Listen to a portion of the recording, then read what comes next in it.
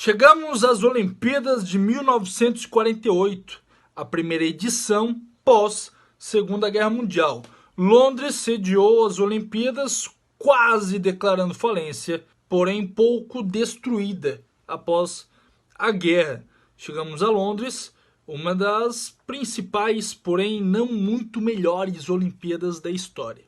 Fala galerinha, tudo bem? Sou o professor Igor e voltamos para falar de mais uma edição das Olimpíadas e uma das históricas, digamos assim.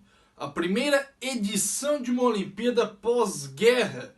Não estamos falando de Antuérpia, 1920, mas sim de Londres, 1948. Foi a primeira Olimpíada pós-guerra, após um longo período de recessão devido à Segunda Guerra Mundial, que aconteceu na Europa, foi centralizado na Europa, onde vários países no mundo inteiro tiveram um grande impacto nesta guerra. Os Jogos de Londres de 1948 aconteceu de 29 de julho a 14 de agosto. Podemos notar que também foi realizado em 16 dias, algo que já estaria se tornando de praxe das últimas edições. Ao todo foram 59 países participantes.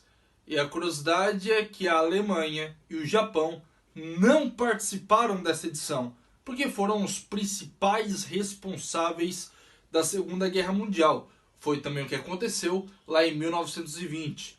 Então a Alemanha esteve fora, tanto como o Japão e, não menos importante, a União Soviética. Por que eu estou falando da União Soviética? Que deixou de ser Rússia alguns anos atrás e que vai ter grande importância a partir da próxima edição, assunto para o próximo vídeo. Ao todo foram 136 provas em 17 esportes, algo também que se fixou nessas edições. A quantidade de esportes não teve aumento nem queda durante aí 3, 4, 5 edições seguidas. Então podemos dizer que os jogos se firmaram e focaram uma determinada quantidade de esportes. Algo que mais lá para frente muda e eles acrescentam uma quantidade X a cada edição. As Olimpíadas de 1948, que voltaria a ser organizada, foi uma incógnita, muito por conta dos acontecimentos dos últimos anos. Não sabiam o que seria do futuro dos Jogos Olímpicos. E disso vários países se ofereceram para sediar os Jogos e teve uma votação. A partir de 1948 começou a ter grande impacto a votação, porque vários países começaram a ter interesse em sediar os Jogos. E devido aos estragos da Segunda Guerra Mundial, ninguém sabia o que poderia acontecer. A capital inglesa se pronunciou e falou que queria sim sediar os Jogos de 48 e mostrar que estaria se recuperando ou recuperada após os impactos da guerra, sendo que a capital inglesa foi sim uma das cidades menos atingidas pela guerra, porém não esteve fora do impacto financeiro. A capital inglesa, Londres, quase declarou falência no final da década de 40, no começo de 50, muito por conta dos estragos, porém nada comparado com as outras capitais ao seu redor. Lembrando que a Inglaterra é uma ilha, então realmente teve influência nos impactos com os estragos da guerra. Então a Inglaterra decidiu, eu vou sediar os Jogos Olímpicos. E com isso o COI bancou e falou que seria magnífico Londres sediar uma Olimpíada após os impactos da guerra, e que o fato dela estar mais ou menos centralizada na Europa poderia sim ter grande impacto para o sucesso futuro dos Jogos, já que, como falei, era uma incógnita essas Olimpíadas. Foi a primeira edição, onde o Barão Pierre de Coubertin não esteve mais presente, ele faleceu em 1937, e com isso foi comitado também uma comissão para dirigir os Jogos Olímpicos, o COI, o Comitê Olímpico Internacional, e a partir daí também, mais à frente, começou a ter eleições e daí em diante. Londres, que estava quebrada financeiramente, recebeu os Jogos, porém teve algumas mudanças significativas. A capital optou por não criar a Vila Olímpica, que é onde os atletas são recebidos e se hospedam para a competição, para os treinamentos e a competição em si. Então os atletas foram alojados em barracas de guerra e nas universidades ao redor de Londres, não somente na capital, mas sim nas cidades ao redor da capital inglesa.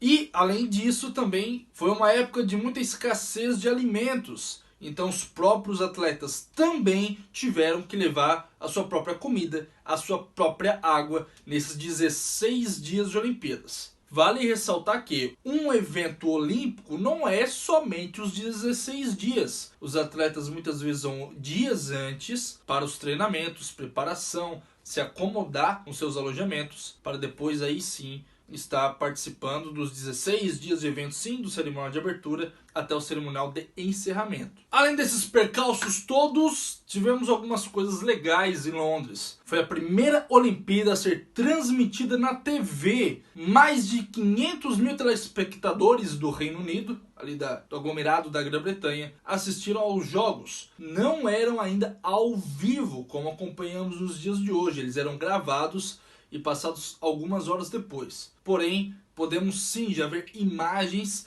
e a partir desta Olimpíada começamos a ter mais registros dos eventos que aconteceram. Diferente das antigas, que para achar um videozinho não é fácil, mas esses registros televisivos facilitam muito mais nós, acadêmicos, a estarmos mais à parte dos acontecimentos em imagens dos Jogos Olímpicos. E além desse fato histórico da TV, também tivemos algo bem interessante, que estão até nos dias de hoje. Pela primeira vez foram utilizados blocos de largada no atletismo, em provas rápidas. Antes, nós não havíamos estes blocos, então eles eram largados um do lado do outro atrás de uma linha. Agora, através do som e do bloco de largadas, que foi sofrendo alteração tecnológica com o passar dos anos, porém já fez grande diferença e teve uma grande aprovação entre os atletas de atletismo de provas rápidas e que são utilizados até nos dias de hoje. Enfim, chegamos ao nosso quadro de medalhas. A Grã-Bretanha, no qual sediou os Jogos Olímpicos, não teve uma boa participação. Nos anos anteriores figurava entre os primeiros, mas na edição onde sediou em Londres, ficou apenas na 12ª colocação no quadro geral de medalhas, com um total de 23 conquistas, muito abaixo da primeiríssima colocada, adivinhamos quem? Os Estados Unidos. Conquistou um total de 84 medalhas, dentre elas 38 medalhas de ouro, 27 medalhas de prata e 19 medalhas de bronze. Foi o total aí dos Estados Unidos nessas Olimpíadas, que futuramente fica um pouquinho atrás de um outro país que já vamos falar sobre no próximo vídeo. Na segunda colocação ficou a Suécia, com um total de 44 medalhas. Os suecos que figuraram entre os primeiros aí nesta época das Olimpíadas e que perdeu espaço com o passar dos anos, mas era uma potência mundial sim nesta época. Dentre as medalhas, 16 conquistas de ouro, 11 de prata e 17 de bronze. Foi uma quantidade bem razoável aí comparado com a terceira colocada, a França, que conquistou um total de 29 medalhas. Dentre elas, 13 medalhas de ouro, 6 medalhas de prata e 10 medalhas de bronze. O Brasil voltou a ter uma conquista. Exatamente, o Brasil conquistou uma medalha nas Olimpíadas de 1948, uma conquista de bronze, e foi a primeira medalha em esportes coletivos. O basquetebol começou a figurar entre os principais esportes coletivos do Brasil, ainda mais com a conquista da medalha de bronze em Londres, 1948. E com isso nos restou a 34ª colocação no quadro de medalhas. Então lembramos que as Olimpíadas de Londres foi a primeira pós Segunda Guerra Mundial, que a Alemanha e Japão não participaram porque foram os principais responsáveis pela guerra, e que a Grã-Bretanha perdeu um pouco de força nessa época, muito por conta da crise financeira que passou e dos gastos que teve para se consolidar e não ser totalmente destruída, quase declarando falência. E com isso acabou recebendo os jogos, mas improvisando na sua organização. A política esteve totalmente ligada desde as Olimpíadas de 1936, onde tivemos o nazismo no seu auge, e que tem sim uma grande influência a partir de agora.